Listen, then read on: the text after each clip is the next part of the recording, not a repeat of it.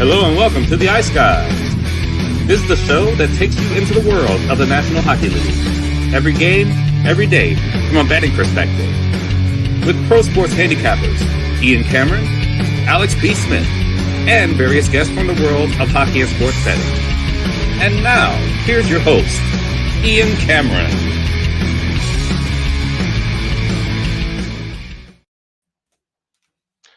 Hey, it's the Ice Guys.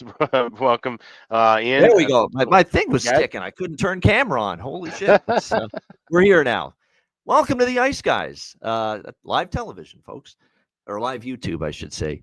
Ice Guys for Thursday, February 27th. What a day. Ian Cameron, Alex B. Smith with you, our daily show. We have ourselves a huge Thursday NHL card. Looking forward to it. And, of course, a prelude to the betcast coming your way tonight as well. A 12-game Thursday slate. And we are very much looking forward to the betcast tonight again. And this one, free for all and open to the public. So this is actually going to be our only free-for-all betcast until at least April. So this is your opportunity, if you're not a Patreon member, to make sure you join us tonight for the betcast. There you see it, starting at 7 p.m. Eastern. We have 2 betcasts in March. Both of them, though, will be exclusive to our Patreon members. But tonight, it's open to everybody. So make sure you join us. We'll start at 7 p.m. Eastern time. The usual, lots of fun, lots of great camaraderie, great company. We always have a great time with our viewers, listeners, and other various guests that may join us. So we're looking forward to that tonight. Thursday, February 27th, tonight, 7 p.m. Eastern. Make sure you DM or email me or Alex for a spot on the betcast, and we will make sure we get the link out to you before the betcast begins. We're going to go very quick through the recap last night. It was a very short card. Winnipeg just keeps rolling. Great job by them. Although they did take advantage of an absolutely decimated Ottawa team. Still no Brady Tkachuk, still no Shane Parlay-Pinto, and still no Josh Norris. And you can see the impact of missing all those guys. Just couldn't compete with a team as good as Winnipeg right now. 4-1 win for the Winnipeg Jets in that game last night. The Colorado Avalanche bounced back after 2 tough losses post-Four Nations break over the weekend, and they beat New Jersey. And what a way to win the best bet for me with the Devils Avs over 5.5. Not looking good at all going into the third period. How could you feel good about it when it was, 1-0 Colorado going into the third period? And then they, of course, erupt for 4 goals. New Jersey puts one in, and it ends up being a 5-1 Colorado victory. We cashed the Avs moneyline team total over split, and, of course, the best bet for the show, over 5.5. Jake Allen played well. If not for Jake Allen, it would have been worse than 1-0 Colorado after the first 2 periods. But he held them in there as long as he could, and then the floodgates opened for Colorado in the third period. So excellent job to win that yesterday as far as the best bet over. We'll take it. They don't ask how. They ask how many, and certainly we'll take winning that one. Credit to the Vancouver Canucks. We had a little bit of back and forth information as to whether Quinn Hughes was going to play. And sure enough, he ended up returning for the Vancouver Canucks, and it was a mental boost for the team, no doubt. And they're still having issues generating chances. I mean, that's still a problem for Vancouver, but they did capitalize on the chances they did get. Now, I think part of that was Big Siv Dave Riddick. I would have loved to have seen him make the save on Garland there in overtime. I know it was a very nice shot, but I'd like to see my goalie make that save on Garland there in overtime. But credit to Vancouver. They had a 2-0 lead. They blew the lead, and LA tied it in the third.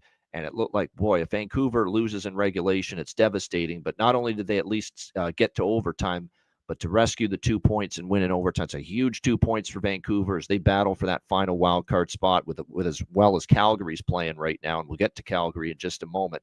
It was a big 2 points for Vancouver to bounce back and win in overtime last night after blowing the 2-0 lead last night to the Los Angeles Kings. And Garland was great last night. There's no question about that. Great game from him for the Vancouver Canucks, and great to see. And Nils Höglander, I mentioned him last night up on the top line. There was some good value on him to score, and, of course, he got Vancouver going in that game. Alex, the short Wednesday card, any thoughts you had on it? Yeah, the other game I liked, bets in and had bets in was that LA Vancouver game. Unfortunately, dropped both. Trevor Moore with the bargain bin my bargain bin pick didn't do anything, and then the Kings regulation was my best bet, which of course they needed to come back just to force OT. But that's a gritty point earned by LA. We talk about obviously it's a big 2 points and a big win for Vancouver, but LA is this team that just starting to continue to build up and grab points left and right. Even if okay, fine, you go on and win a game at home as well as they've played at home, but to turn around and still earn a point in that kind of a game this time of season, they can continue to keep this pace of having seldom games with 0 points taken out. That's going to be huge for the LA Kings. And I was just talking with a couple of people, you know, if it ends up being Kings Oilers again, what this will be the fourth time or like the fifth time it seems like in the last decade, it may not necessarily be just a walkover for the Edmonton Oilers again. I think this may be a Kings team that it's a different mentality. Not necessarily that they're a better team. I think they had a couple teams a couple years ago that were better overall, in my opinion, but there's just something's clicking with them right now. And if they can just keep that kind of energy and momentum and trust in one another, have that kind of true team camaraderie, they may be able to get past an Oilers team that we know, their ups and downs in the playoffs have been well documented. And it's really hard to be a team that, got all the way to a game 7 of a cup final and then get back into anywhere near that position. Ironically enough, Edmonton plays Florida tonight. So that's a big takeaway I had from LA is that they just fight and claw no matter what. And that's something that we haven't seen from them earlier in the year. We didn't see that from them at times last year. It was the reason why I bet this team initially to miss the playoffs. But I think this is the Kings team now. You have to really be worried about them, and they could be one of those tougher outs building in a 7-game series.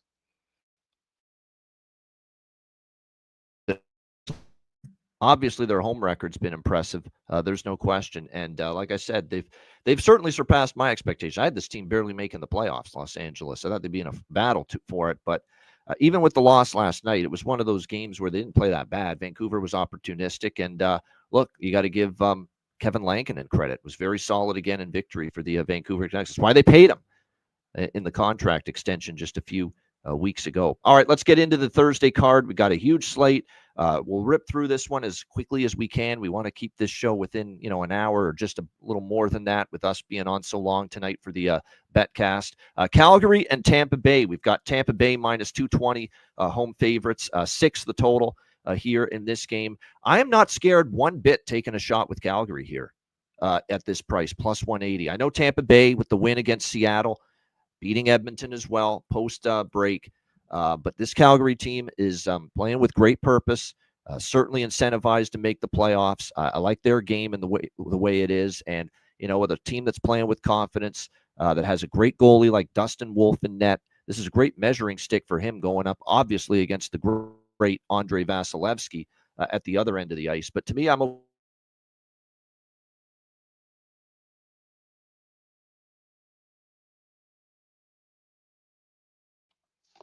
Can you guys hear me? I'm thinking he might have froze on his end. This is a big time matchup, and like you said, for you looking at a potential goalie battle of Wolf versus Vasilevsky, it's kind of the current top of the world with the future top of the world. This may be a game that could be a little bit low and slow, in my opinion. What do you think, Ian? I agree with that. I think it's a kind of an under. I don't bet Dustin Wolf games over the total very often. I can tell you that right now. I see this kind of a 2-1, 3-1 game, kind of like Calgary-Washington. Calgary kind of got Washington, off kilter a little bit, shut them down. It was a good, solid road effort defensively from the Calgary Flames in that win over the Washington Capitals. Always there's a concern of a letdown. I don't think there is now. Calgary needs points. There's more pressure now because Vancouver won last night. Calgary's looking to keep pace now. So I think I'm okay taking a win or lose. It's one of these deals where, they're going up against a very good Tampa team. And Tampa's very capable playing well both ends of the ice, too. You got to be impressed with their defensive effort beating Edmonton the other night. But I'm okay taking Calgary with Dustin Wolf in net with the great purpose they're playing with right now, how impressive they were in the win against Washington. Totally okay taking a shot plus 180. And like I said, I would lean under in this game as well. Alex, any final thoughts here? Yeah, this is a dog and draw split for me, but I would look to grab a little bit on the under. This could be a one where we see a goal sneak in early. That's why I'm not really just rushing to automatically bet under 6. This could be a spot where maybe we get a 1-0 and you get a chance to hit it at 6.5. That might be something I would be looking for with the betcast. We can kind of play around with a few of these things. But pregame, I'm on draw and dog. Like I said, this is not just always a slam dunk spot where Tampa Bay at home in a moderately higher favorite price beats a Calgary team. This is a Calgary team that we've seen them play better on the road at times. And like I said, with Wolf and net, I think this could be one where goals are few and far between. So I'll be looking for a live under, but I'll sprinkle on the draw and I'll grab Flames plus 180. All right, good stuff. And yeah, Kadri, Huberdeau, Coronado is the guy for Calgary. I think Coronado's worth a shot. Scored against Washington, beautiful shot as well. And let's not forget, Calgary won here in Tampa Bay last year, 6-3 over the Tampa Bay Lightning. So last year we saw this Flames team go down to T-Bay and win. See if they can duplicate that here tonight. Yeah, Nick Paul's never a bad option. Won't argue with that. Always a threat, in my opinion, to score a goal for this team, and you're always getting good prices. All right, San Jose, Montreal. Montreal minus 220, home favorite, 6 the total here in this game. Montreal, we talked about how they used the break to flip the switch, get back on track, hit the reset button, because they were not playing good at all. There was nothing good about Montreal's game as a team prior to the break. And sure enough, out of the break, they beat Ottawa and Carolina back-to-back. We'll see if they can keep it.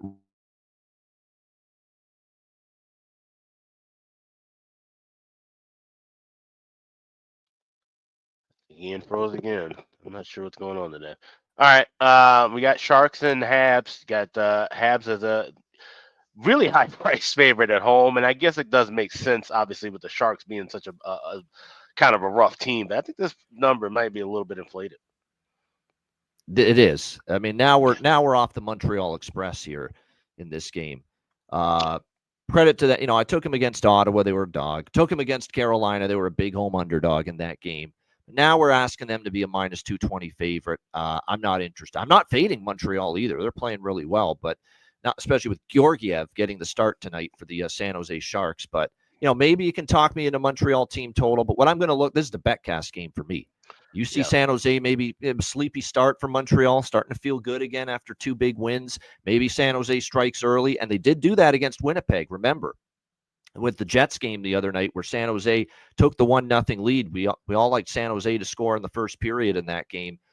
They did have a good start against the Winnipeg Jets. Maybe they jump on Montreal early. We'll get a good live price with Montreal during the betcast. That's my approach. Nothing pregame. Let's see if we can get Montreal at a good price during the betcast here tonight.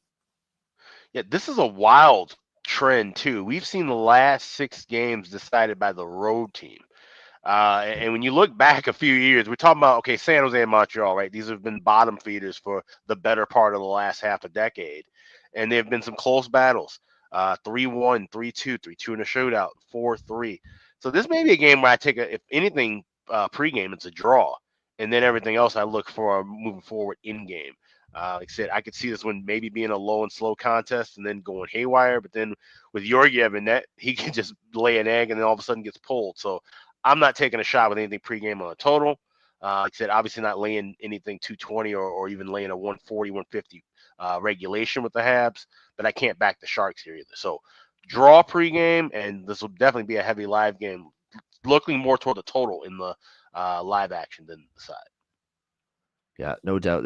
Tyler Toffoli's on a roll. No argument there if you're going to look in that direction as far as the props go. Slavkovsky eating up. I don't mind that. Uri Slavkovsky. We talk about the power play with Laine and Hudson on it for Montreal. I think Owen Beck, too, now in the lineup. He'll probably get a goal at some point. It's going to be a question of when, I think, for him, not if. For San Jose, like I said, in addition to Toffoli, William Eklund's healthy again. Will Smith's had a bunch of chances, and of course, it's never a bad idea to look for Celebrini. That's a good find by Jonathan, by the way, about the Tampa game with Sharon Govich for Calgary. He's lit up Vasi, 6 goals in 8 games against Andrei Vasilevsky. So, like I said, not bad to maybe look in that direction for Sharon Govich. All right, Columbus, Detroit. This is the first of a back-to-back. Of course, they're in Detroit tonight at the Pizza Box, Little Caesars Arena, and then they go outdoors at the Shoe in Columbus, Ohio Stadium, home of the Buckeyes, Saturday afternoon for the Stadium Series. Saturday night, I should say, 6 p.m. Eastern. We've got Detroit minus 155, home favorites, 6 the total here in this game. Is definitely an over by Fecta for me. Both of these teams offensively are capable. Over 1.5, over 6. Pretty straightforward decision here. It should be, looks like, for Columbus, by the way. And I talked about how good Merzlikins has played lately for them. But we're going to get Daniil Tarasov in net for Columbus. He's the weaker guy right now. There's no doubt about it as far as goaltenders are concerned for the Columbus Blue Jackets. And Cam Talbot, a guy that struggled in his start against Minnesota. We saw Lyon in the game against Anaheim on Sunday. They went back to Talbot. Talbot actually played all right, better in Minnesota against the Wild, looking for a little redemption.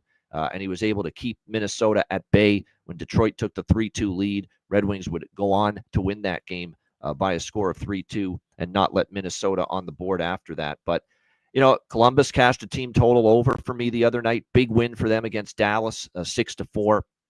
Great win. But this is a team that we have to remember has shown quite the sharp home-road dichotomy all season long, where they've been excellent at home and they've been less than stellar, and that's putting it mildly on the road. Detroit's playing very well overall, so I don't want to step in front of Detroit. Don't want to step in front of Columbus at this price, but I'd rather back Columbus at home when they're playing against a pretty good team rather than on the road. So I'm just going to bet goals rather than either side here. Maybe we get involved with a side live on the betcast tonight, depending on the flow of the game. But nothing pregame with the sides. Just the over by Fecta here. Alex, what do you think? Jackets, Red Wings. Yeah, this is a pass for me pregame, and this would have been, if we didn't have the betcast, this would be a pass altogether. Especially with the fact that you got these two rematching outdoors later this week. I'm thinking this may be kind of the lay of the foundation for what we see on Saturday. That's where I'm taking more intel from this contest and using it towards Saturday than doing anything bigger with this game. So with a big card, there's other spots I like. It's a pass for now, but we'll add something in game if we like it on the betcast. Yeah, Patrick Kane, Casper, Larkin, Raymond. Where do you start with props to like for Detroit and for Columbus for that matter? Kent Johnson's heating up. Vantilli's been good. There's no question about that. Werenski. Now, Werenski I like more at home, and it's worth noting he finally got, held down a little bit against Dallas from a point standpoint.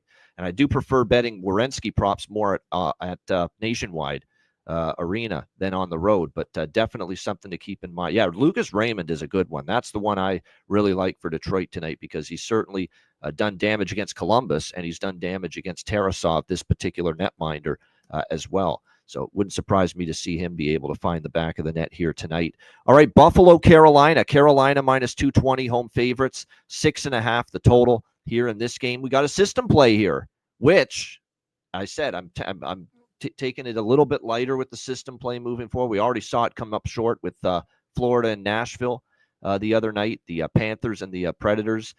We saw, obviously, Nashville off a shutout, and, of course, they end up blanked again, by the Florida Panthers the other night. So you look at this different situation, though. This is Carolina off a loss, and this is a Buffalo team that's not exactly going to shut the door from a defensive standpoint, most nights. So definitely I could see this being a game where we get the goals early between these two teams. So definitely liking over 1.5, over 6.5. Again, system play in this one.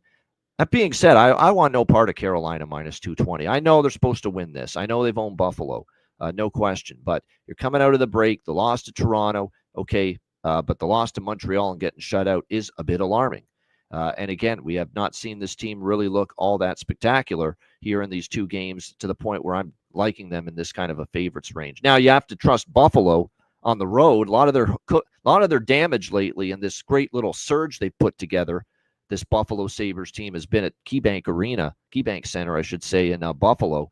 Can they take it on the road with them is the big question. I would take Buffalo before I take Carolina, quite honestly. I want to see how this game goes. I've got Buffalo circled for a live bet at some point. I want to see how they start, though. And I worry that Carolina maybe gets the first goal. And at that point, maybe because they're off 2 losses, they're back home. We've seen it. They got the Whalers jerseys tonight. It's Hartford Whalers night to Brass Bonanza. Yeah, it's Brass Bonanza, Hartford Whalers night.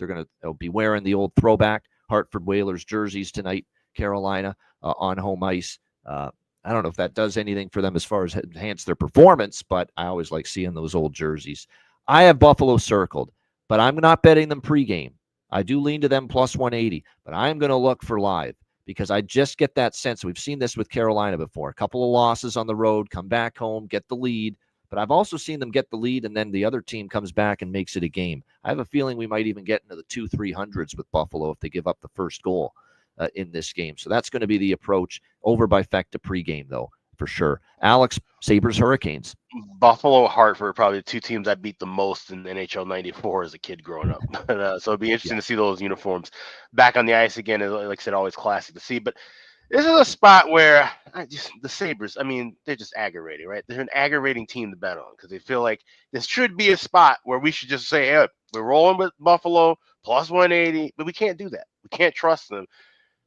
This is a game where more than likely I'm going to be looking at totals in game. I will bet the first 5 minutes goal in the first 5 minutes, plus 156, just in case we end up getting a goal that's super quick and we don't have a chance to get the adjustment with that first period over. Because I'm seeing 150 at FanDuel. I'm not laying that price pregame. I'm going to try and get that somewhere close into the 130, 125 range. But if not, we'll protect ourselves. And I'm doing this in a couple of games tonight. Plus 156 with a goal in the first 5 minutes in this one. And then just looking for the over bifecta in game. Sidewise, I don't want anything. Like I said, if something pops up, if Carolina looks like we've seen this, especially on a betcast Tuesday, where Carolina will jump out to a 1-0, 2-0 lead and then just sit on it and then let a team come back. And it's just whether is a team good enough to come back and win that game, or they're just gonna, dick around and force overtime.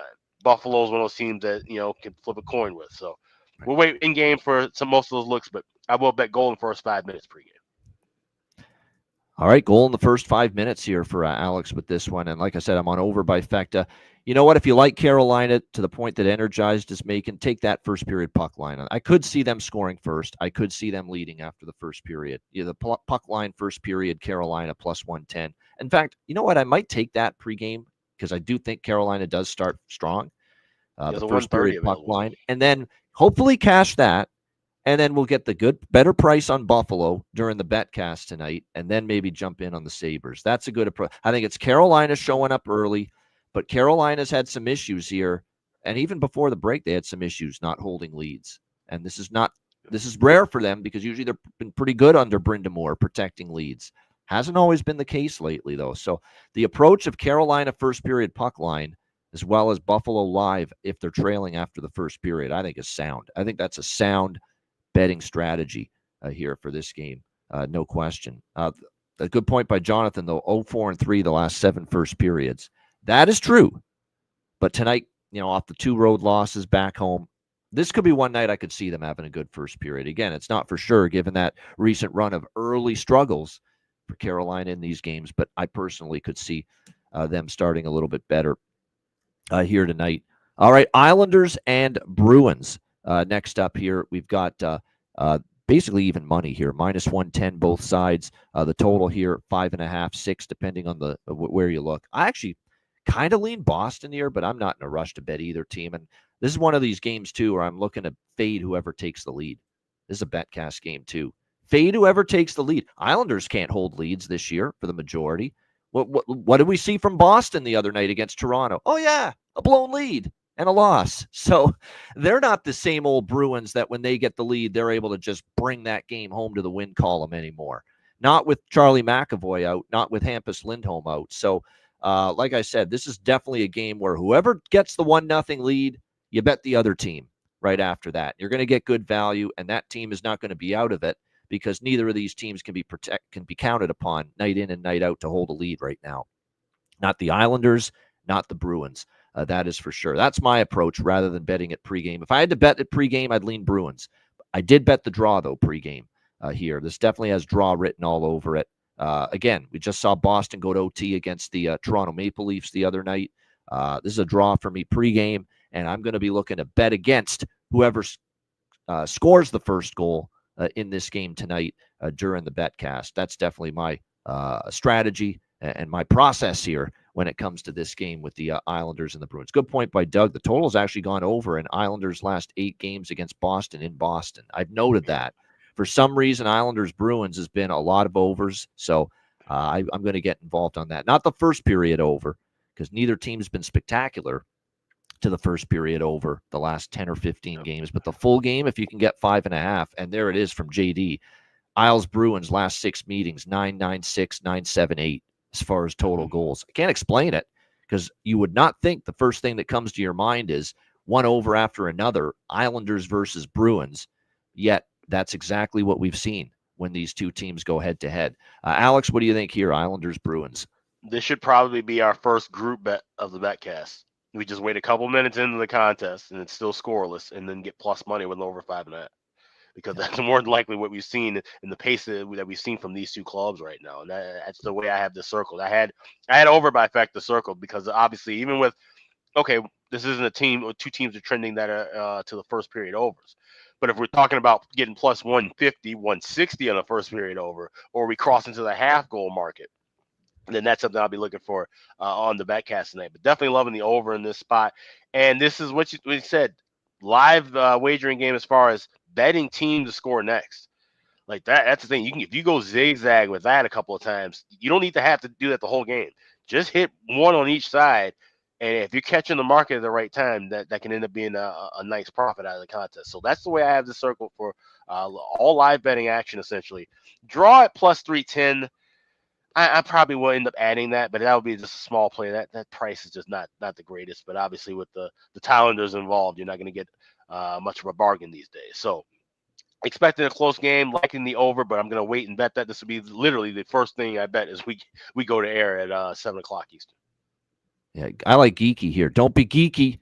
Morgan Geeky, man, has played great for this Boston team lately, and I like his goal prop. He's the guy. He's been unbelievable for the Bruins, actually, carrying them at times off. And Pasta, too. Pasta's been terrific. The one thing, even though they lost to Toronto the other night and blew that game, one thing that did not change is Pasternak doing damage against the Leafs, which is something he's done quite a bit in his career. So, like I said, Pasta's been good. Geeky's been excellent. We'll see if those two players keep it rolling here for the Bruins tonight. All right, here we go again. We just saw this. Keystone State rivalry. Once again, Flyers and Penguins, even money, minus 110, both sides in this one. The total sitting at 5.5, shaded to the over in this game.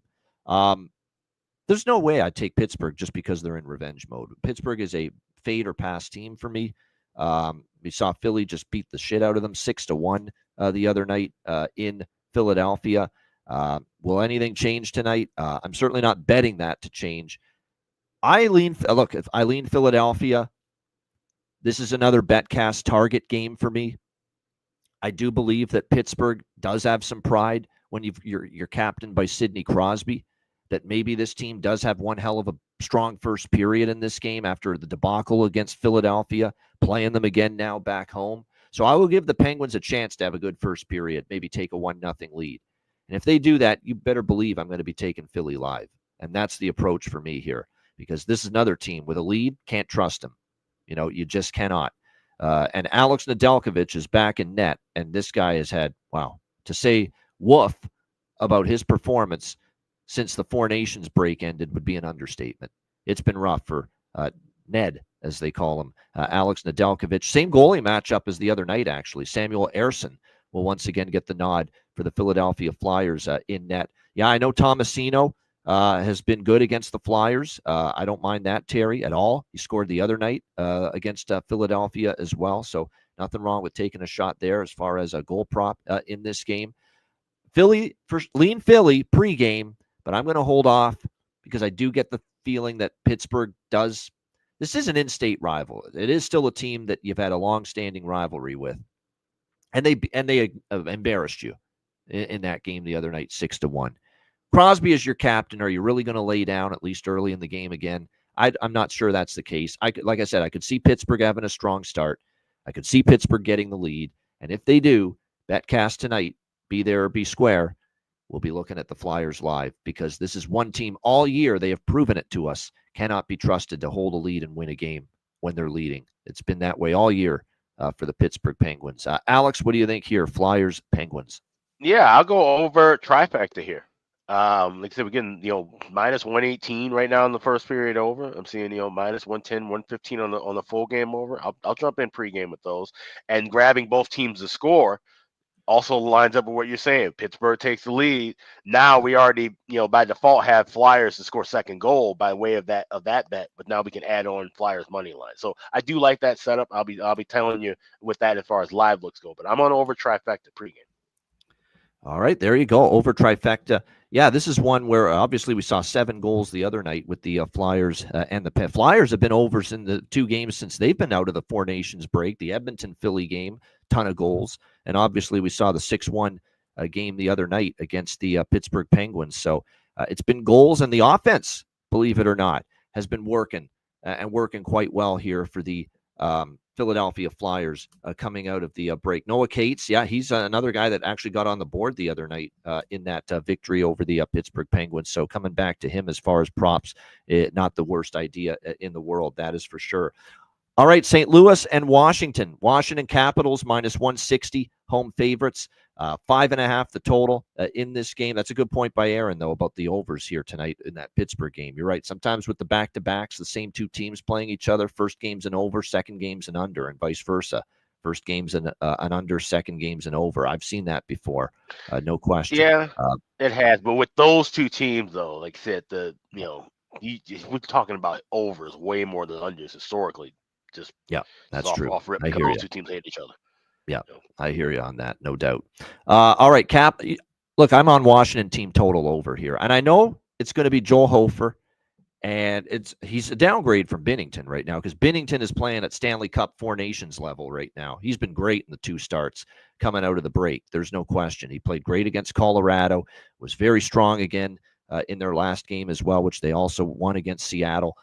So he's played very well coming out of the break, but now we get Hofer. And Hofer played well against the Capitals when he last faced them, but he's no Jordan Binnington with Binnington in the form he's in right now. And you don't see me betting against Washington off a loss. What I will do here is I like Washington team total over pregame. You can get that at over 3.5 at plus money. Keep in mind, there's a Washington team that, they haven't been shut down like very often like they did against the Calgary Flames. And I think it's one of these deals where with Washington now, when their offense gets shut down, oftentimes you see it strong and bounce back the next game. What I will also do is if at any point St. Louis has the lead in this game, maybe they do. We'll have to wait and see. But I will grab Washington money line live during the betcast tonight. But again, obviously, I'm going to wait for a good price with that for sure. Alex Ovechkin continues this chase for Gretzky. He's 12 away now. Last goal is something I think, especially in a game like this where the Capitals have been good off a loss. There's no question about that. You expect them to probably have a good chance at least to be in the lead late in the 3rd period. And they're going to feed Ovi, with an empty net scenario late in the game. That's what they've always done. So that last goal, Alex Ovechkin prop is worth betting at every reasonable opportunity until he gets that record. There is no question about that. So I don't argue that. Plus 800 in that range with the Ovechkin last goal prop for sure. I'm going back to Chychrun again. I know finally got held down against Calgary, but in a game where you expect Washington to have an offensive bounce back, Jacob Chychrun could play a role in that. Protas, McMichael, Tom Wilson. I know I'm repeating myself with Washington, but these are the guys that have just been so good for them all season long. So I like Washington team total over pregame. We've got a target for Washington at a plus price live during the betcast tonight if they're trailing at any point. We are on the over by Fecta as well, and especially the first period over, which has been very, very strong for Washington off a loss this year. It's been very, very strong for Washington and St. Louis actually on the road. Even the first period overs have been pretty good for them. So first period over, full game over here. Washington team total over 3.5. And again, we'll look for Capitals live money line if there's a plus sign before their name or after their name at any point during the game tonight. All right, next up. Sorry, not next up. Alex, what do you like here? St. Louis and Washington. I mean, we pretty much have exactly the same thing. The only thing that's different with what I'm doing is I'm betting the full game over in game. But I'm already on that first period over. I love that first period over. It's a strong trend with Washington too, especially off of a loss. But could be a game where, like I said, we see a lot of back and forth action as well. So this is a great game for live betting. Yeah, like I said, grab that 5.5 at a better adjusted price there as well. And I did tell you on that Caps team total over 3.5 plus 112 was the best price I saw available at FanDuel. Ovechkin goal props, I'll be talking about those a little bit later. Definitely want to shop around though for that last goal market because, like I said, when the Capitals are favored, then he's favored in that department. When they're underdogs, that's when you start getting like the 9-1, 10-1. So right now, everything I'm seeing is plus 700, plus 750 for Ovechkin last goal. But definitely shop around if you're betting those markets moving forward with number 8. Yeah, no doubt. Robert Thomas, Dylan Strome. I forgot Dylan Strome. He's really starting. Whether it's goal prop, assist prop, Dylan Strome has been solid for them, no question. Keep an eye on that for Washington as well. Like I said, should be an entertaining game. Blues team total over 2.5 because they've given up 3 or more in 8 straight games. The Washington Capitals. Yeah, I mean, we even saw that from Calgary. They got 3 the other night against Washington. This could be a 5-3, 6-3 Capitals game. Yeah. Yeah, I definitely prefer team. If you're going to bet St. Louis, there's no question I prefer the team total than the money line because you're right. I could see 4-3 Washington, 5-3 Washington, something like that, where you cash your team total even if St. Louis loses the game. How many times have we seen that, especially when the team total is only 2.5? So, yeah, definitely. That's the way to go if you like St. Louis at all, in my opinion. It's even better to look. It's just you're taking a risk. Taking the money line with St. Louis because of just how friggin' incredible Washington's been off a loss as far as winning the very next game. I mean, it's just been like clockwork all year. That's why they're number 1 in the NHL. It's why Spencer Carberry's a Jack Adams candidate, probably going to win it. They have just been so strong, bouncing back all season long, and we'll see if they can continue to do that once again one more time. Here tonight. All right, Ed, this is definitely going to be one of there's a lot of good games actually tonight, but this speaks for itself. Stanley Cup final rematch, Edmonton Oilers, Florida Panthers. We've got Florida minus 140, home favorites in this game. The total sitting at looks like 6.5 pretty much across the board here in this one. Actually, there's a couple 6s, but most shops have 6.5 here with this Oilers and Panthers total. I'm a glutton for goddamn punishment because I'm taking Edmonton plus 120 in this game. The way I see it, yes, they didn't have that bounce back against Tampa Bay. Far from it. They lost 4-1. 3rd loss in a row post-break. Bob Stauffer, who's one of the Edmonton Oilers analysts, you see him all the time on the television broadcast with Gene Principe, Jack Michaels, Louis DeBrusque, the Edmonton crew. They always bring big bulldog Bob Stauffer on during the intermissions.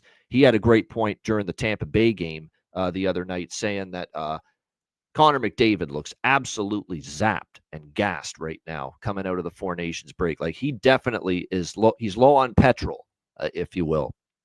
And he's played like it here in these first few games coming out of the break. There's no question.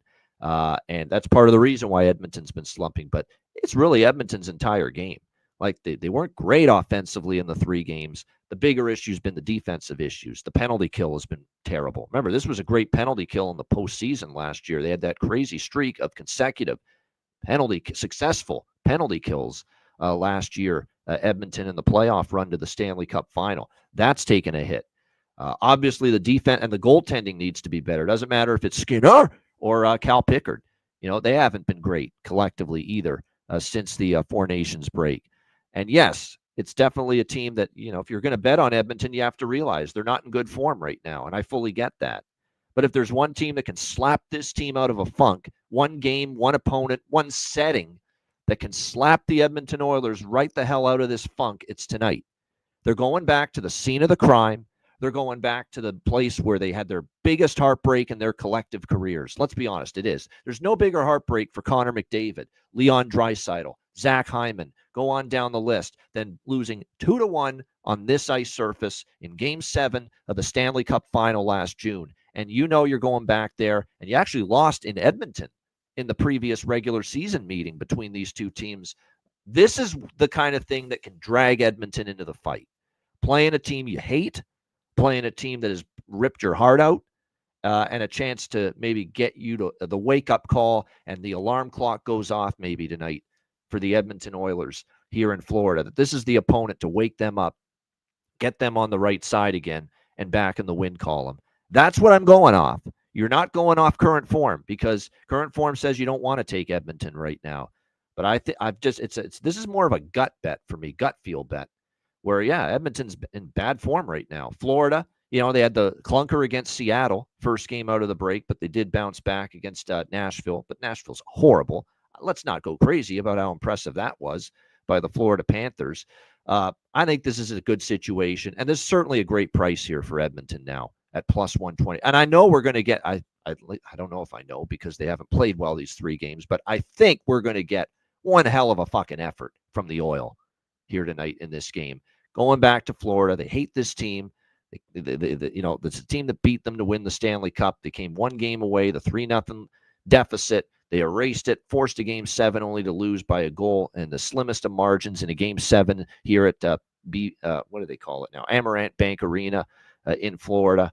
I'm on Edmonton here. I think you get their best. Whether it's good enough to win is another story, but I'm taking them at this price in this situation, plus 120. And obviously here we've got Edmonton on this crazy first period overrun. You better believe I'm on that again. What is it now? By the way, I've got to address Chris Otto. He's got it at 14-2. Unless I made a mistake and I double-checked, triple-checked, I've got it at 15-1 in their last 16 games to the first. I've got it at 15-1, and usually Chris Otto's spot on with his charts, and he's got it at 14-2. Like I said, I could have sworn I went over it twice, 3 times, that it's actually 15-1 for Edmonton first period over in their last 16. Either way, whether it's 15-1 or 14-2, it's been great. And I'm on it again tonight. Oilers Panthers first period over. Little smaller on the full game over, and more importantly, I'll try to get a better number and price with the full game over during the betcast tonight. Alex, what do you think here? Stanley Cup final rematch, probably safe to say the main event of the card tonight on paper, Edmonton, Florida. Yeah, I think one of many. This is a great way to start off the night. Certainly in the 6 o'clock hours, is going to be a dynamite opener. And there's a couple things I like early. Now, first period over, like I said, love the trend. I do have a piece of it tied to the first period over with Caps and Blues. I got that plus 212, but just parlaying those two together to knock that price down. Of course, we're going to look to grab a better adjusted price in game if that's available. I also did, as I mentioned with another game, I bet goal in first 5 minutes. I got plus 156 again at FanDuel in this spot. This is a little bit of protection if we can't jump in early with this contest. Should we get a goal in the first 5 minutes, I'm hoping that it comes from Mr. Leon Draisaitl. It's not a bargain bin play. It's just a regular standard play. But first goal at 11-1, you can get that at FanDuel and DraftKings. Like I said, I think Edmonton's got to come out hot. And like I said, scene of the crime, maybe that spurs them up early. Leon Draisaitl is usually one of those guys to get them rolling early. So Leon Draisaitl first goal at 11-1 to go with that first period over. We'll be adding in game. We also parlayed that with the Caps Blues first period over and goal in the first 5 minutes plus 156.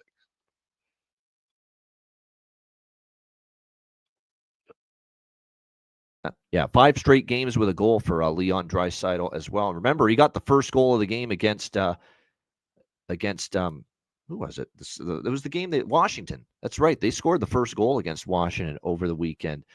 So there you go. Yeah, okay. You show 13-2. Okay, so maybe, Chris Otto might be right. So there you go, 14-2. You know what it is too? I use covers.com, and sometimes covers.com, when the game log, there's a game missing for some reason. I've seen that before. That's probably there was a game missing, and that's probably one that stayed under in the first period, and that's why I've got it wrong. And that'll happen with a lot of different sites too. That's just a PSA. When you're talking about breaks, be it All-Star break or just off the Four Nations break, you will make sure to just double check. Always keep the NHL schedule or the NHL website open when you're looking at that, because sometimes game logs will be doubled over or something will be skipped. That it's rare, but it can happen. This is going to be a frantic betcast, especially in the 7 o'clock Eastern hour, because there's 7 games at 7 Eastern. 7.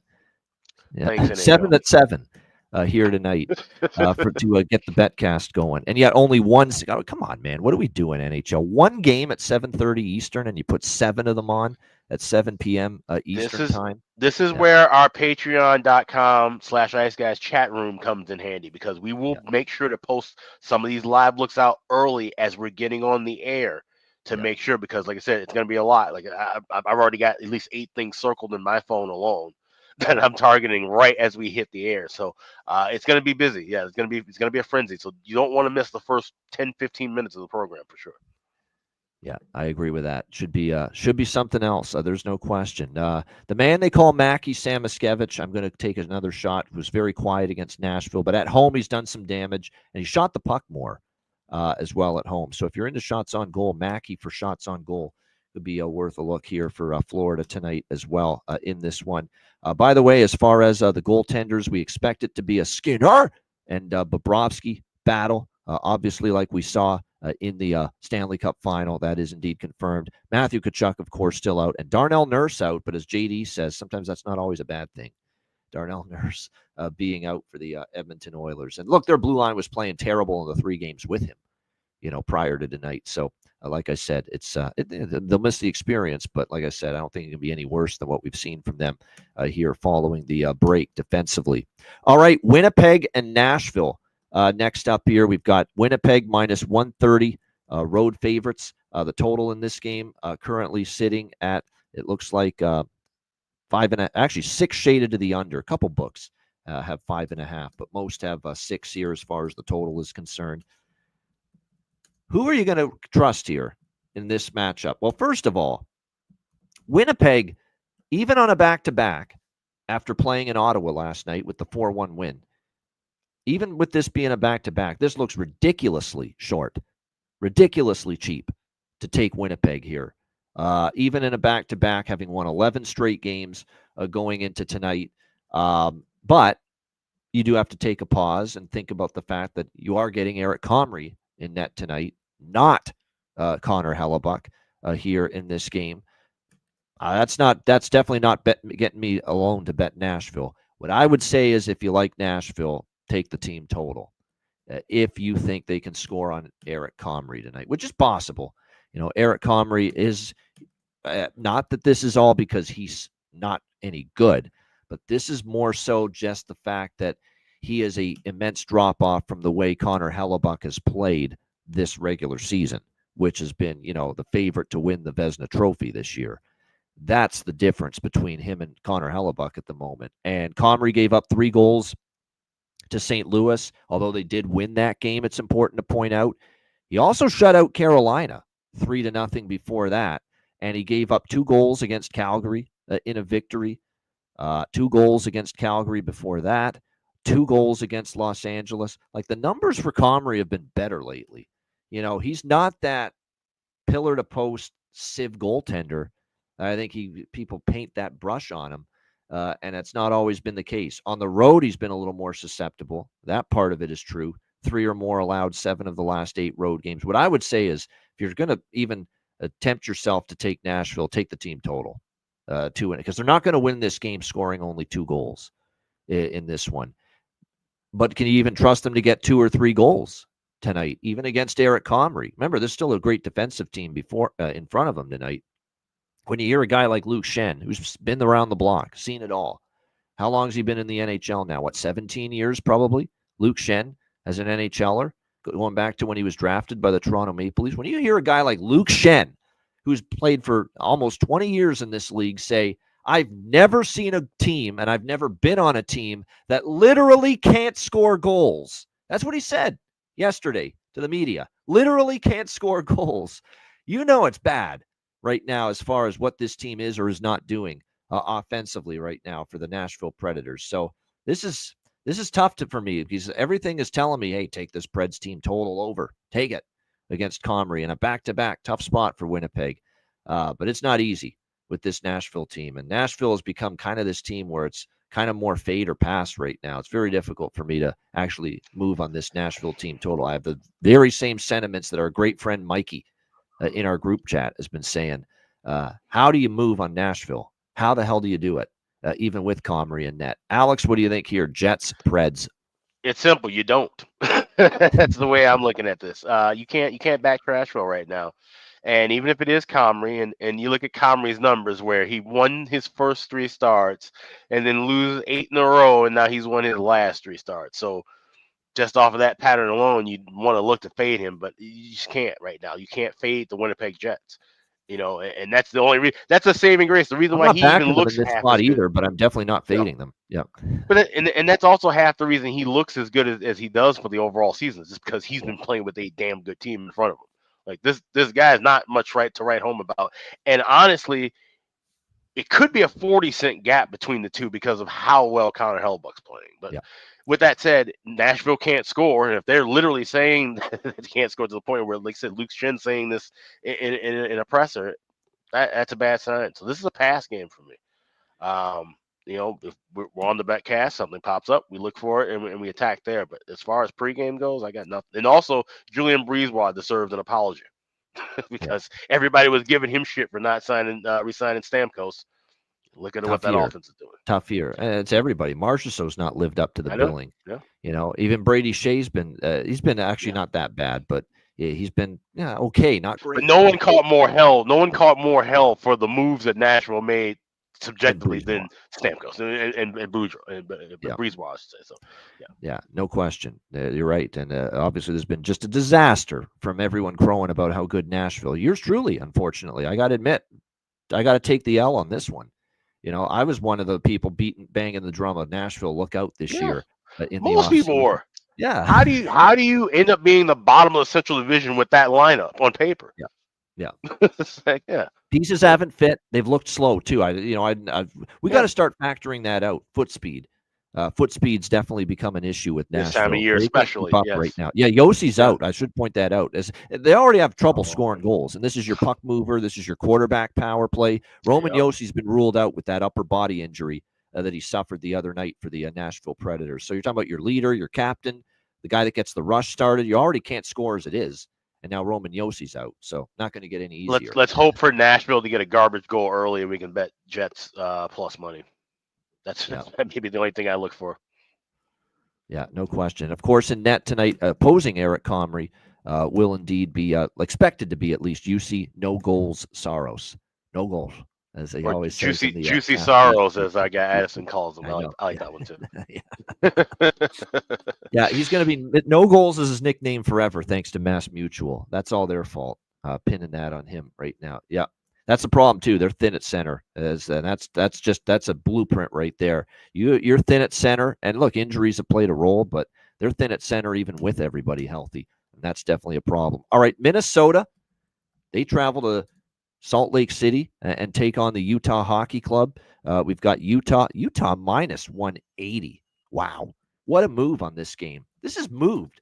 This was nowhere near this price when it opened. We have seen almost a 60-cent move toward the Utah Hockey Club. This opened at minus 125. It's as high as minus 185 now in most spots, and the total 5.5 here in this game. Now, I will say Utah is playing some better hockey. There's no doubt. Vejmelka's in good form. They're playing better. What's the difference, you say? How is this a Utah team that couldn't get out of their own way, especially at home? And even now they're starting to win some home games. How about having Logan Cooley and Dylan Guenther back? Look at what it's done. They're just a totally different team, much better team, certainly offensively with both of those guys in the lineup. They were missing, obviously, and that's when the struggles were there for the Utah Hockey Club. But boy, oh boy, to see this number. And I know for Minnesota, Marc-Andre Fleury's in, not Gustafsson tonight, but still, I mean, that's not enough to move this 60 cents. Eriksson out, but we knew that already. Kaprizov on IR still, but we knew that already. Ryan Hartman still out. This is a very, very peculiar. This is stupid shit, in my opinion, because I get taken. When this line opened, I looked at it. Very fair number. Utah small home favorites. They're playing better. Minnesota, still has some key guys out, especially Eriksson Ek. Fair number at minus 125.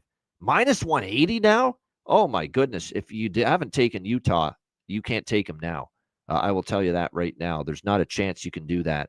I have not moved on Minnesota yet. I want to see how this game starts. But I'm telling you right now, I am tempted to look at the Wild in some form. And I'm probably going to wait till the betcast to do that, because Utah is playing well. And these are big games for Utah, trying to make this push to get into the playoffs. They're still in it. And they are playing. And look, Cooley and Guenther has made all the world of difference. And you see it. Just having those two guys, that's like half of their offense. That's how good those two guys have been. And now they got him back. They're playing better, and they're starting to win games at home. They're actually putting together a nice little home ice streak after they couldn't get out of their own way winning a home game.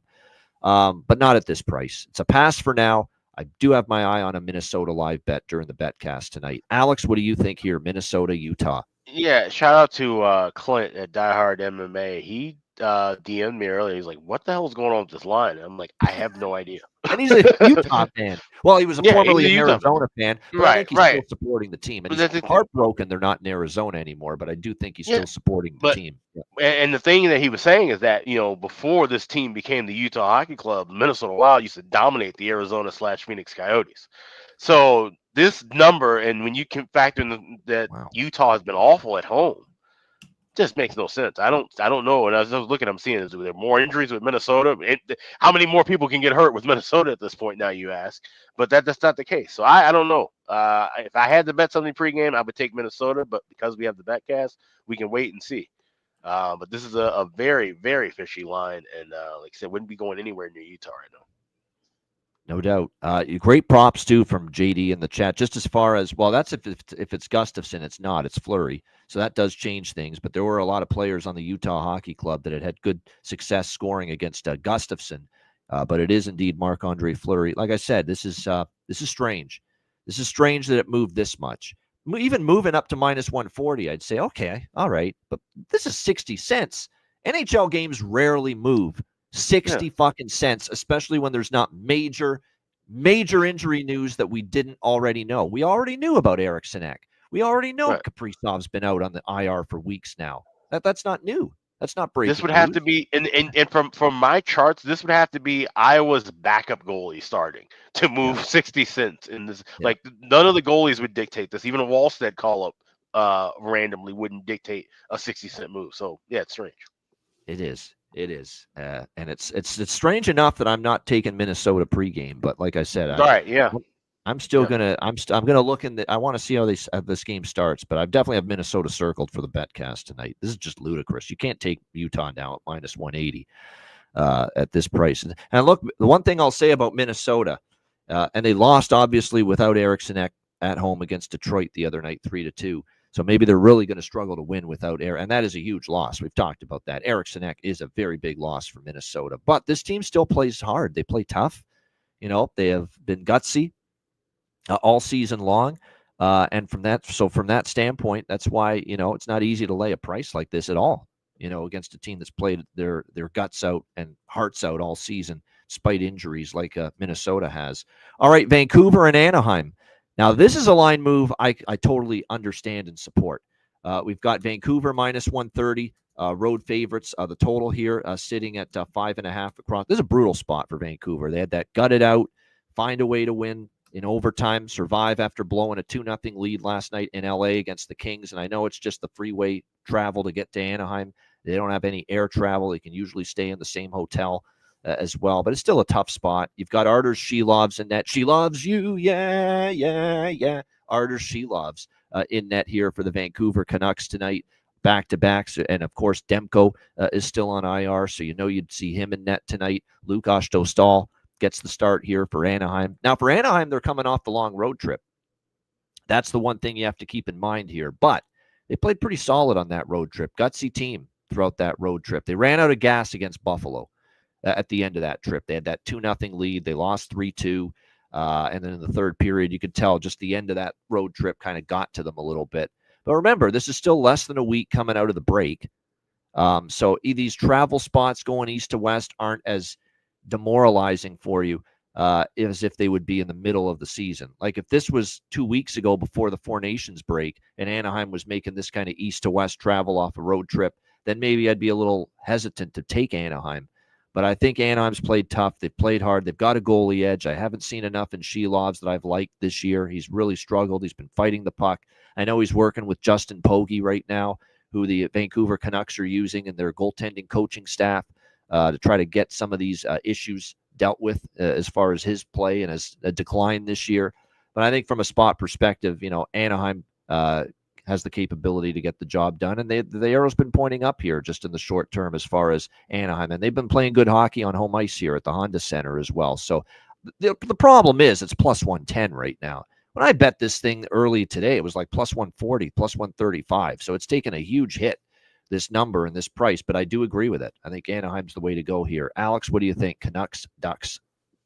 Yeah, this is a game I can wait for in the betcast. This is not a move the needle. Like I said, there's a lot of stuff I like tonight, pregame and in game, where this game is not really sticking out to me. But if something pops up as we're on live, it's kind of the same thing I'm looking at with the last game too. It'll just be later on tonight. And I don't think it's a good thing for Quinn Hughes here, where he finally plays for the first time in a while, and now you got to run him out there on a back-to-back when he's been idle for so long. True. This is where I don't know if you're going to get his A game tonight, because that's sometimes where you're off an injury, you come back, and he had to play hard minutes. It was a hard, physical, tough game last night against LA. This is where I worry, if they're probably going to throw him back out there on the ice and in the lineup because they need the wins right now, Vancouver, but. Like I say, just be a little bit careful with what they bring, how he plays, how the team plays here tonight in this little tricky spot after the LA game last night. All right, and by the way, as far as props go, McTavish, we've talked about him. He's been pretty good. Vetrano's been solid. Carlson's the guy to keep an eye on. Leo Carlson's really starting to get it going a little bit offensively for Anaheim. See if that continues. I would say roll with Höglander if he's up on the top line again for Vancouver. There's value. He played very well there last night. Connor Garland's been playing great lately for the Canucks, so there's a couple props to maybe target for them in that game tonight. All right, let's wrap it up with our final game for this huge Thursday slate. It is the Chicago Blackhawks taking on the Vegas Golden Knights, and we've got Vegas here. Now, this opened as low as minus 390. It's creeping into the 410, 420 range in some spots, so that, believe it or not, the money's come in on Vegas, that some people think they're not big enough of a home favorite here in this game, upwards of minus 410 to 420, and the total here sitting at 6 across the board pretty much here at T-Mobile Arena. If it ain't broke, don't fix it. Chicago, apparently they only, as Scott Van Pelt would say on ESPN Sports Center, they signed up for 60 minutes is something he often says. Not the Chicago Blackhawks lately. They sign up for 20 minutes. That's the way it's been during the last several weeks, and especially you see it coming out of the break, where they played a pretty decent first period against Columbus, and then the rest of the game just went to shit. They played a pretty good first period actually against Toronto, and then the rest of the game went to shit. First period against Utah the other night, what happens? They get a goal and a 1-0 lead, and what happens? They get worse as the game goes on. They end up losing 2-1 to the Utah Hockey Club, despite the heroics from Arvid Soderblom in that game, who once again did everything he could, to keep Chicago in the game, but they ended up losing. Look, I find it, Seth Jones, what he said is right, and I applaud him for saying it, but what I don't applaud is his timing. He knows there's a good chance he's traded before the deadline. He's not going to be around to see this, after the deadline. So why didn't you say something like this in November or early in the season? You pick this time now to all of a sudden say, hey, we haven't gotten a lick better this season. And by the way, look in the mirror, my friend. You're part of the fucking problem too. You've been playing like ass at times in your own zone. So you're a big part of the reason why this team hasn't gotten any better this season. And now you're about to probably be out the door next week before the trade deadline. And now you're going to pipe up about how the team's not any better this year. I just don't like the timing. It's, he probably knows he's going to be gone sooner rather than later. It's that. So the timing of it is peculiar to me. Does it rattle something and stimulate and inspire Chicago to a better game tonight, hearing that from Seth Jones? I don't know about that. But one thing I do know is they do start games well.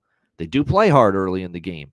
The first period's been their best period for a long time. And we now have this angle again, especially now that Vegas has crossed the minus 400 threshold. 14-4 this season. Underdogs scoring in the first period against a team favored by minus 400 or more. And that says take Chicago to score in the first period. And that's exactly what I'm doing here. We cashed this with Chicago a couple of times already this year. This is the team that's already been in this system more than anybody since we started tracking it. Chicago facing these minus 400 favorites, but they've been good in these games getting on the board in the first period. Look at San Jose got it done for us against Winnipeg the other night in this system, facing a minus 400 or greater favorite. San Jose scored in the first period. So Chicago, goal in the first period is the only pregame bet that I have in this game. And you can get plus money on it as well. Chicago to score in the opening period here in this one. Alex, Blackhawks, Golden Knights.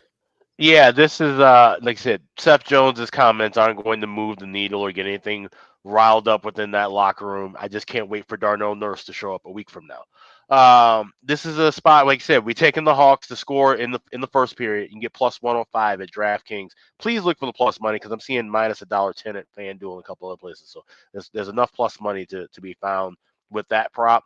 I also went a little further and took Chicago to score in the first 10 minutes. I got that at BetOnline plus 225. I mean, why not sprinkle a little bit extra on that? Grab that kind of a price. And then in game, we'll look for maybe first period over. It's minus 130 now.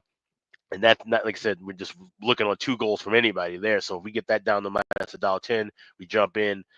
We're not going to have a chance to where should Chicago score the first goal or hell even the first 2 goals to come back and bet Vegas. So like I said, this is just the only way we just try to attack what we can with Chicago early. And then whatever pops up in game, we look for. But more than likely, this ends up being the same old shit. I can see this being 5-1, 6-1 Vegas after a 1-0 Hawks lead or a 1-1 tie after 20 minutes. I do think now that it's confirmed, the chances of Chicago competing in this game start to finish, but especially scoring in the first period, the chances increase now that we see Ilya Samsonov confirmed in net tonight for the Vegas Golden Knights. It will be Peter Mrazek getting the nod here tonight for the Chicago Blackhawks. I guess they probably figure they got to get him back in there. It's been a couple of games now. I don't want his old bones just sitting there indefinitely. That groin of his, which could pop at any moment. Right? Yeah. My goodness. Yeah, right. But that's certainly, I'm more interested now, and that's another reason why now that Mrazek's in. Damon, I wish you luck. Damon Williams, I lean that way too. I think Chicago at this crazy price first period money line is not a bad option, but I worry now with Mrazek. With Soderblom, he can shut the door in the first period. Yeah, lately. So Mrazek, I'm not so sure about that. That's why for me it's just safer. Just say Chicago, just get me a goal. Yeah, in the first period. Yeah, against Samsonov, who's, as we know, a little hit or miss. You never know what you're going to get from Ilya Samsonov, and of course he'll start tonight instead of Aiden Hill. For the Vegas Golden Knights. Live both teams to score often. We usually look for that in the second period or third period. Maybe this is one where a couple minutes in, look for that to be bumped up. You might get like a 220, 230 inflated just a couple of minutes in the contest. So that may be something to circle. Yeah, no doubt. It could be because I do lean first period over. I do. I might get in on that small, like I said. But what I like the most is Chicago to score in the first period here in this one with the Blackhawks and the Golden Knights. Like I said, this is definitely not a goaltending stellar goalie matchup on paper with Mrazek and Samsonov. Shout out to everyone in the chat. Hit the like button. We appreciate it very much. 461 live viewers. We appreciate it very much. Here's your chance. A public free-for-all live betcast tonight. Join us 7 p.m. Eastern time. We're looking forward to it. The fridge is stacked, ready to rock with some of our favorite beverages. 7 p.m. Eastern, free-for-all betcast tonight. And, of course, we've got 2 coming up in March, which will both be Patreon exclusive to our members, which is a reminder to sign up if you haven't already. Patreon.com/Ice Guys, just $10 per month. Goalie charts, totals charts, daily betting cards, sides, totals, player props, posted each and every day on the Patreon page. Exclusive content on the way. More live betcasts exclusive to Patreon. 2 in March and many more in April and beyond during the playoffs as well. On the way. And of course, we want to mention we've got a live Patreon members group chat and a live betting chat open on the Patreon page as well. And that's for you guys, our Patreon members. Get to know each other, hang out, exchange opinions, bets, observations on the games.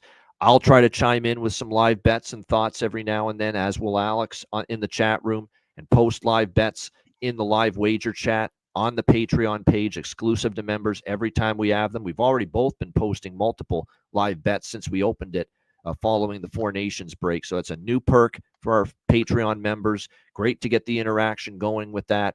That is part of the subscription, $10 per month. And again, subscription goes a long way to supporting the show, and we do appreciate it. And you get a lot of bonus perks with it. So $10 per month. Sign up, patreon.com/Ice Guys. Yeah, I'm going to make sure to post this. I'm going to post it directly as I always write it in my phone notes for every betcast we have, but I'm going to just post my layout of things that I'm looking for. So all of our targets, like I said, when we're looking for teams across in the plus money territory, what price points we're looking for first period overs, or as I mentioned just now, the both teams to score, all of that will be in the live betting chat at patreon.com, and I'll put that in well before the betcast starts, so you guys can have things kind of lined up and already situated where we already have stuff that's already kind of settled in and ready to just hit and fire when we get on the air. We want you guys to be in line with that as well. Also, I want you guys to be in line with the Ice Guys store, iceguys.myspreadshop.com. We've got all new merch in stock right now, a whole new look to the site.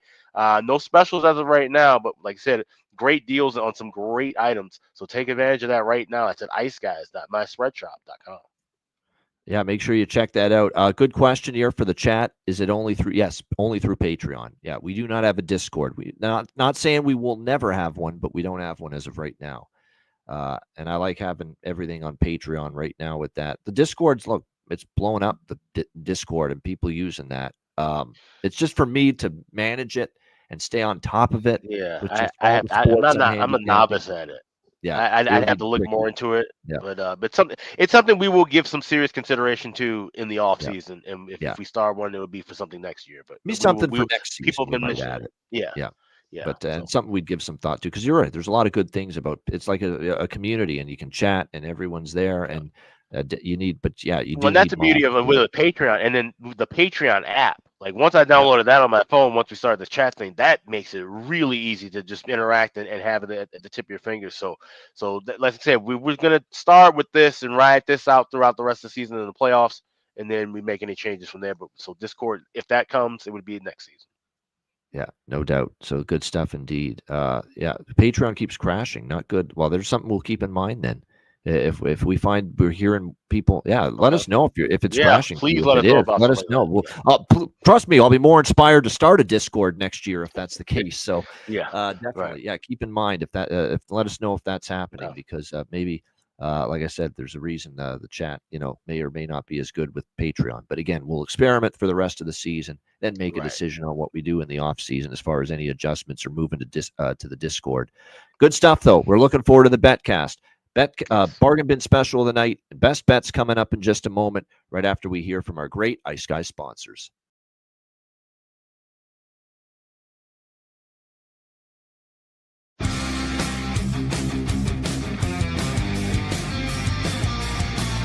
Support for the Ice Guys podcast is provided by Boston Hemp Incorporated, Tailgaters Social, and a big thank you to all that subscribe to the Ice Guys Patreon page.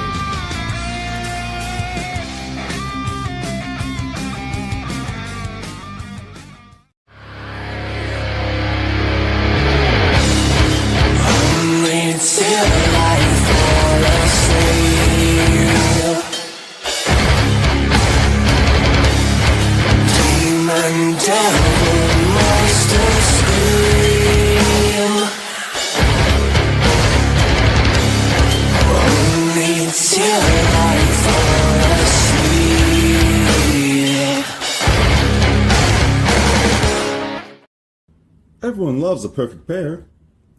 Bacon and eggs. Thunder and lightning. Mario and Luigi. A hot dog with fries. Ian and Alex B. That's right. Everyone loves a perfect pair. So why not pair up your game nights with Boston Hemp? From exotic flower to concentrates and edible products. You'd be hard-pressed to find a better pairing than Boston Hemp and hockey. Check them out today at bostonhempinc.com. That's bostonhempinc.com. Boston Hemp Incorporated, the official smoke sponsor of the Ice Guys. Void where prohibited by law. Not available outside of the United States. Must be 21 or over to obtain products. Check your local regulations to see if Boston Hemp is available in your area. Shout out to all our great sponsors, including Boston Hemp Inc. Get 20% off all orders on the website using the promo code ICEGUYS at bostonhempinc.com. All right, bargain bin special of the night. 12 games, a lot to choose from, obviously, as always, on these big slates. Alex, what do you like here for your bargain bin special? sometimes it's hip to be square, and this bargain bin duo that I'm going with is kind of square look. It involves Alex Ovechkin. We're going with him to score 2 goals tonight against St. Louis, plus 700. You can get that at FanDuel. But we're also hoping that one of those 2 goals will be the last goal of the game. You can get that plus 750 at FanDuel, plus 700 at DraftKings and a couple other spots. So we're looking for Ovechkin goals. 2 of them, specifically 1 late. Those are my bargain bin specials. There you go. All right. So Alex Ovechkin, 2 goals on the last goal, right? There you go. Correct. I knew it. Even when I cut out there for a minute, I knew that's what it was. So Alex Ovechkin, 2 goals, and Alex Ovechkin last goal, which is upwards of plus 800 for Alex B. Smith for 2 Alex Ovechkin bargain bin specials of the night for him for this Thursday slate. Bargain bin special of the night for me. Like I said, a lot of options. A lot of options here for this Thursday slate to choose from. But let me just make sure BetStamp is, we can get this up and running, give you the best price out there with it. Give me a second here. Yeah, that's what happens when your stuff crashes out on you. You get this happening a little bit. I am going to go to Columbus, Detroit, and in that matchup here. I like what I'm seeing right now from, in particular, for the Columbus Blue Jackets. He's been playing very well for them lately. Might be able to step up and be able to find the back of the net one more time for them again here tonight in this game. And again, even though he's a defenseman, we've seen him be able to find that back of the net. I think he does it tonight for this Columbus team at plus 425. We're going to go with the guy I think's got a great chance to win the Norris this year, Zach Werenski. Plus 425 for the Columbus Blue Jackets. There you go for a bargain bin special of the night. All right, let's go to best bets for this Thursday slate. Alex, what do you like here tonight for best bet? Yeah, let's go with that first period over in Washington and St. Louis. Like I said, it's been a heavy run to first period overs for both teams, but especially Washington off of a loss. Be nice to see maybe Ovechkin gets the first goal in the last goal. I'm not going to bet that, but it'd be nice to see him get involved in the scoring and at least a couple of goals in the first 20 minutes of play. Washington, St. Louis, first period over. That's my Thursday best bet. There you go. St. Louis, Washington, over 1.5 first period. That obviously is on my card as well for best bet. My best bet, now, I caution you, sides have not been as good as totals, but I'm going to go bold. Go bold or go home. I don't know if this is bold. We're not talking about a huge underdog here, but I think this is the night for Edmonton. I think it is. I like how this sets up. Not playing well. They're going to get riled up playing Florida. I think this is exactly what they need to kind of snap out of it. You're getting a good price, plus 126 with the Edmonton Oilers here tonight against the Panthers. A chance to get redemption back to the place where they lost Game 7. I think the Edmonton Oilers bring their best game since the break, get off the schneid, get back in the win column, and declaw the Cats for one night. Edmonton plus 126 against Florida in the Stanley Cup final rematch for my best bet here for this Thursday NHL card. Shout out to everyone in the chat. Hit the like button. We appreciate it very much. Looking forward to the betcast tonight, 7 p.m. Eastern time. Can't wait. Free for all, open to everybody. And again, a DM or email me or Alex for a spot on the betcast, and we'll send you the link before it begins. A reminder, the Ice Guys is live 7 days a week, Monday to Friday, 2 p.m. Eastern, Saturday and Sunday, noon Eastern. And if you can't watch the show live, download the Ice Guys podcast in audio form on all major podcast platforms, Google Podcasts, Apple Podcasts, Spotify, Stitcher, iHeartRadio, Amazon Music, and more. Download the Ice Guys podcast when you can't watch the show live. For Alex B. Smith, I'm Ian Cameron. Have a great Thursday night. We'll see you in a few hours, 7 p.m. Eastern for the Ice Guys live betcast, and tomorrow, Friday, 2 p.m. Eastern for another edition of the Ice Guys.